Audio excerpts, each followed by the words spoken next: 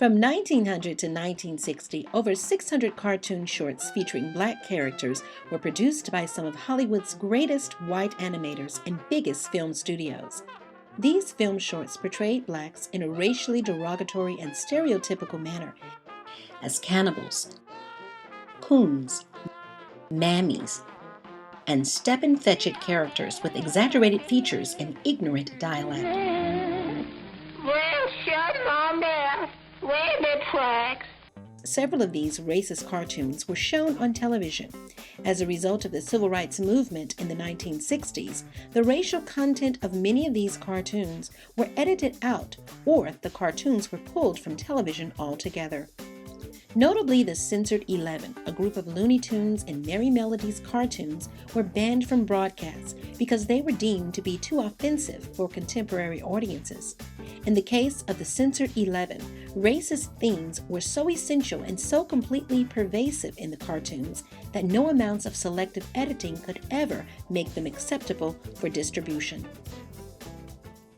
After 60 years of negative cartoon images, it wasn't until the late 1960s, early 1970s that Saturday morning television cartoons started to feature image-affirming black animated characters with a modern look and positive storylines that delivered culturally relevant messages.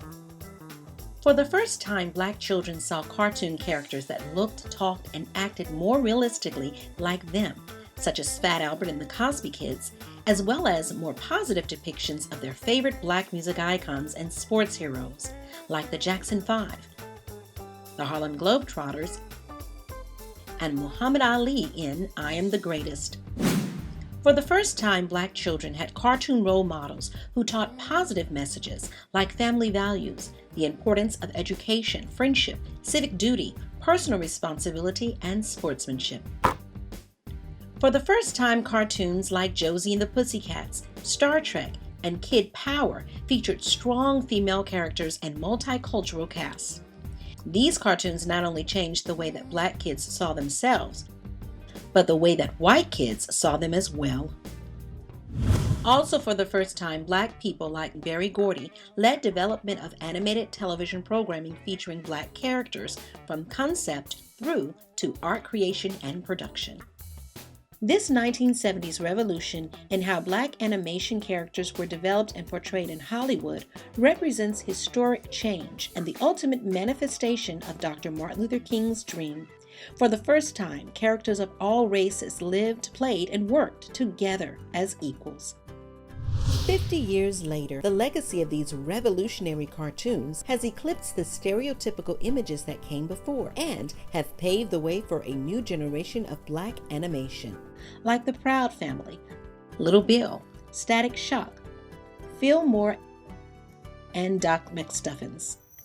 The black character revolution has come full circle, with positive black animated characters driving box office receipts of animated feature films and sales of movie-based video games. Black characters have starred in 10 of the top 25 highest-grossing animated films and 5 of the top 10 highest-grossing animated film franchises of all time: Ice Age, Madagascar, The Lion King, Shrek, and The Incredibles.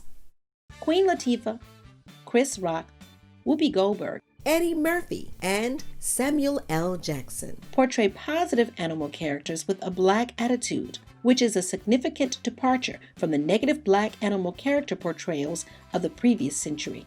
Not surprisingly, 40 years later, the black character revolution generation would be the first to produce and elect the first black president of the United States.